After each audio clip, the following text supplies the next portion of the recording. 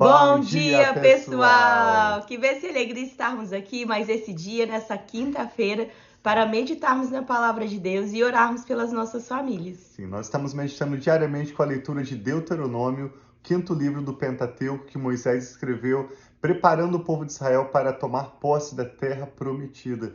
E nós vamos ver que Moisés está, na verdade, relendo toda a lei que Deus deu ao povo de Israel para que eles pudessem se lembrar da palavra de Deus e cuidadosamente obedecer a toda a lei.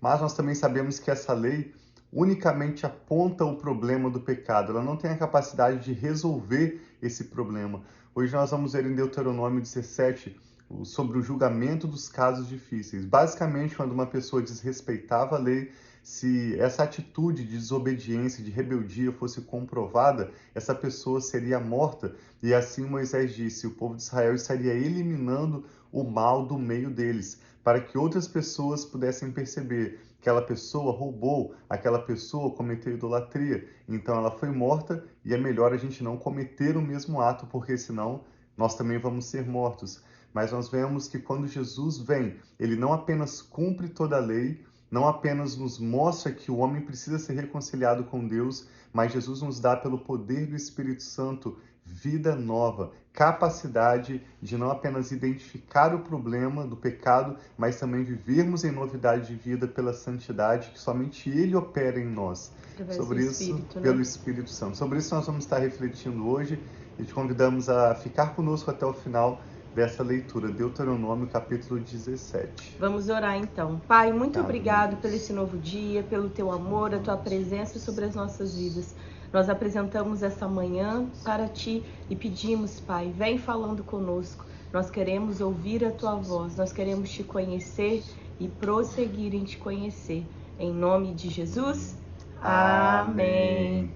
Diz assim, Deuteronômio 17, não sacrifiquem para o Senhor, o seu Deus, um boi ou uma ovelha que tenha qualquer defeito ou imperfeição. Isso seria detestável para ele. Se um homem ou uma mulher que vive numa das cidades que o Senhor dá a vocês for encontrado fazendo o que o Senhor, o seu Deus, reprova, violando a sua aliança e desobedecendo ao meu mandamento, estiver adorando outros deuses, prostrando-se diante deles, ou diante do sol, ou diante da lua, ou diante das estrelas do céu, e vocês ficarem sabendo disso, investiguem o caso a fundo. Se for verdade e ficar comprovado que se fez tal abominação em Israel, levem o homem ou a mulher que tiver praticado esse pecado à porta da sua cidade e apedrejem-o até morrer.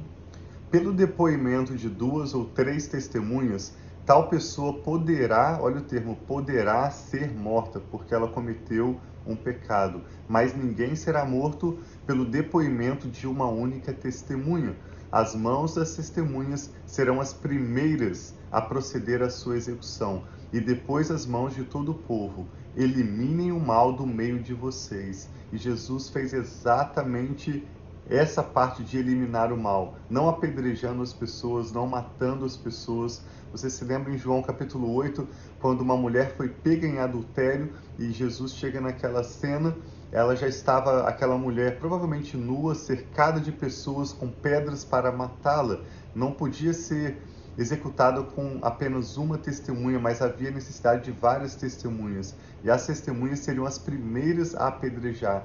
Então Jesus, ao ser questionado sobre como eles deveriam tratar naquela situação, ele pergunta: quem de vocês não tiver cometido pecado, seja o primeiro a atirar a pedra. E de um a um, provavelmente, dos mais velhos para os mais novos, aquela multidão se dispersou e Jesus ministra vida àquela mulher, dizendo: vá, liberando-a, e ele diz: não peques mais. Muito interessante que o pecado sempre resulta em morte, sempre resulta em perda. Então Jesus vem para nos dar pelo seu Espírito vida e vida em abundância. Amém. Verso 8, Deuteronômio 17, 8.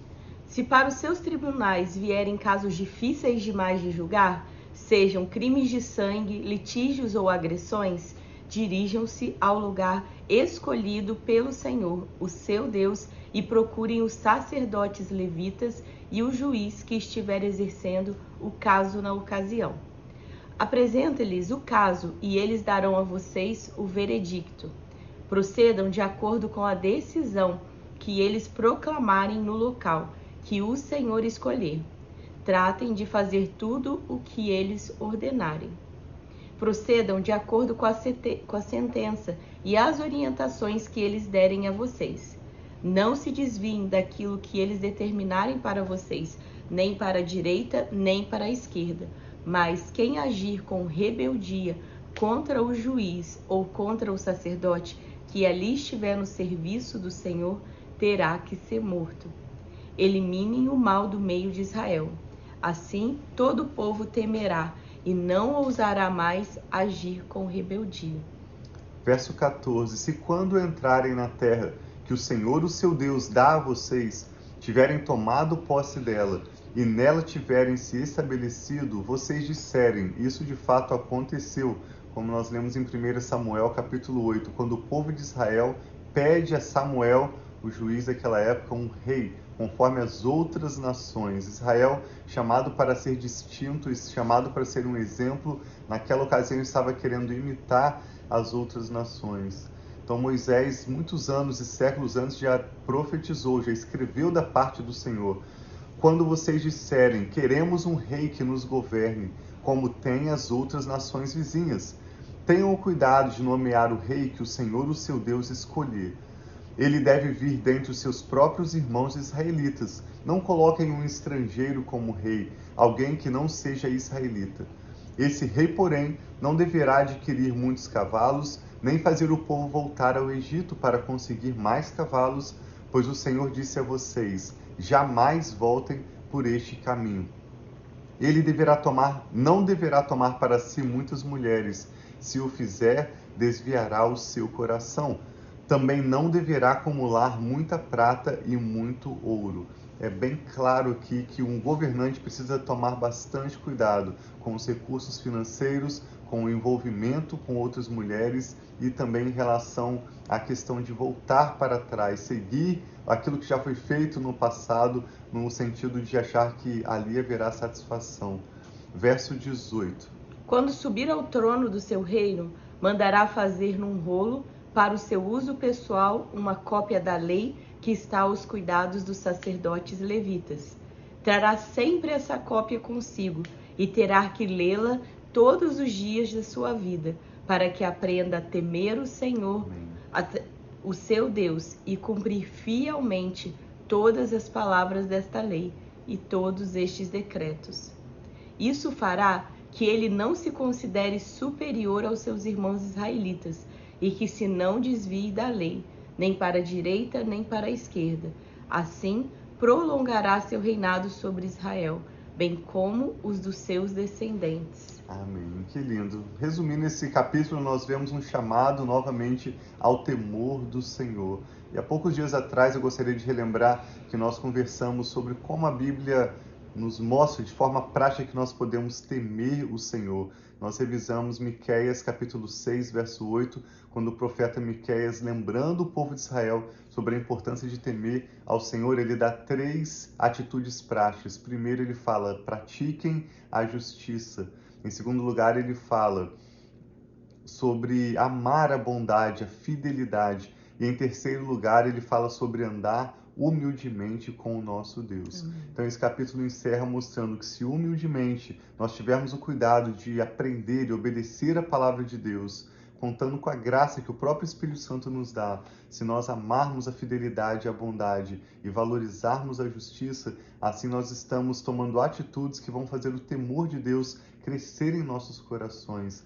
Ontem eu e a Rafa estávamos conversando sobre criação de filhos, sobre como a consistência, a firmeza ao lidar com os nossos filhos, desde quando eles são bebezinhos até quando eles são maiores, vai se traduzir, na verdade, em princípios que vão sendo firmados e consolidados nos corações dos nossos filhos, de modo que eles vão ter não apenas a noção do bem e do mal, mas além disso, os nossos filhos aprendem a temer o Senhor, aprendem a ter discernimento, mesmo sem muita compreensão, eles podem bater o olho em algo e entender, isso não combina para a minha vida, isso não vai resultar em coisas boas. Então, o temor do Senhor é, na verdade, o princípio da sabedoria. E nós vemos nesse capítulo que quando havia situações mais difíceis para serem julgadas entre o povo, eles levavam essas questões para os líderes levitas, que hoje nós podemos entender como os presbíteros, pessoas experientes, sábias, treinadas, exercitadas na palavra de Deus nas nossas igrejas. Independente de onde você mora, eu tenho certeza que próximo de você há uma igreja local onde você possa encontrar pessoas experientes, pessoas com sabedoria de vida e também conhecimento da palavra de Deus para te ajudar a tomar decisões que sejam mais difíceis e também te ajudar a descobrir a cada dia como caminhar nesse temor do Senhor. Sim, e a sabedoria nos conselhos, quando você vai uma pessoa pedir uma outra perspectiva, um outro olhar, um olhar talvez de fora da sua situação, pode ampliar a sua visão, o seu entendimento. Então nós precisamos ter essa confiança, ter alguém que nós podemos conversar, alguém que nós podemos nos aconselhar, seja se for um amigo, que seja um amigo que você vê que tem o temor do Senhor no coração, tem andado e tem valorizado a palavra de Deus, ou uma liderança, como o Tiago falou, mas é muito importante nós termos pessoas ao nosso redor que nós podemos confessar, que nós podemos conversar, que nós podemos nos aconselhar também. Sim. O que o Espírito Santo está falando ao seu coração? Eu e Rafa queremos concordar com seus motivos de oração e orar juntamente com você agora pela sua família. Vamos orar juntos? Pai, nós te louvamos pela Amém, sua Senhor preciosa Jesus. palavra Sim, e Senhor. por nos lembrarmos que o teu Espírito Santo nos dá poder, capacidade para vivermos a vida que o Senhor tem para nós. Amém, Aquilo que Pai. nós não podemos alcançar pelo nosso próprio esforço, pela nossa própria intelectualidade, é o teu Espírito que nos conduz em novidade de vida, Amém, Pai, deixando que assim para seja. trás os maus hábitos e trazendo para nós a santidade do Senhor, a tua capacidade de vivermos em retidão, vivermos em justiça, aquilo que agrada ao Senhor, aquilo que a tua palavra chama do fruto do teu Espírito. Nós queremos que as nossas famílias cresçam no temor do Senhor, Amém, cresçam na Senhor. tua sabedoria cada dia. Queremos a bênção que a tua palavra nos oferece. Queremos viver os propósitos que o Senhor já tem preparado desde a eternidade para nós.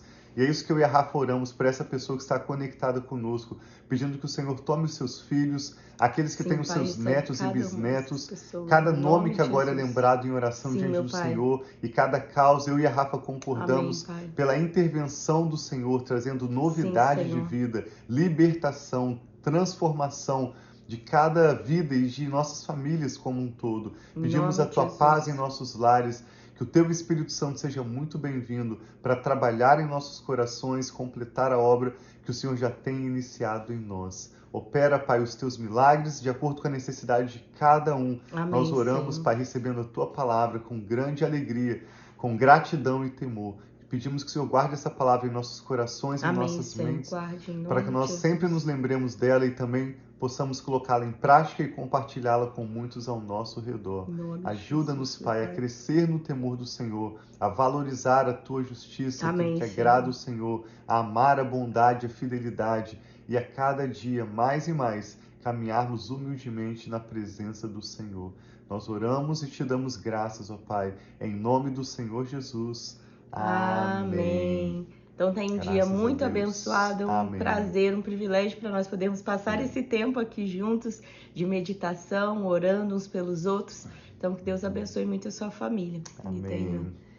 lá sua mãe, A a Sandra. Sandra também. Bom dia, sogrinha. Bom dia, Sandra. Amém. Bom dia para todos vocês, talvez que estejam online aí conosco, mas não mandou o seu comentário. Que nós possamos ter um dia muito, muito abençoado. Amém. Muito obrigado por participarem conosco. Você pode compartilhar essa ministração que a cada dia nós compartilhamos aqui diariamente, mais do que compartilhar no Facebook ou no Instagram. Se você se lembra de uma pessoa que pode ser abençoada através desse momento de oração, ou mesmo aprender conosco o hábito de diariamente meditar na palavra de Deus, recebendo esse alimento espiritual que nos fortalece, que aumenta a nossa fé, mais do que compartilhar na rede social, você pode enviar uma mensagem de WhatsApp, seja você que está assistindo através do nosso canal Família e Fé no YouTube ou através do podcast Família e Fé. Nós te agradecemos por compartilhar. Envie uma mensagem, compartilhe, diga a essa pessoa de que maneira você tem sido abençoado através desse programa e assim também recomendando para que outros sejam abençoados. E também compartilhe o seu testemunho. Permita que hoje mesmo você possa ser um instrumento de Deus para orar por outras pessoas, para ministrar a palavra de Deus a outras pessoas. Compartilhe Amém. o seu testemunho. Nós nos vemos amanhã. Que Deus os abençoe muito. Um abração, amamos você.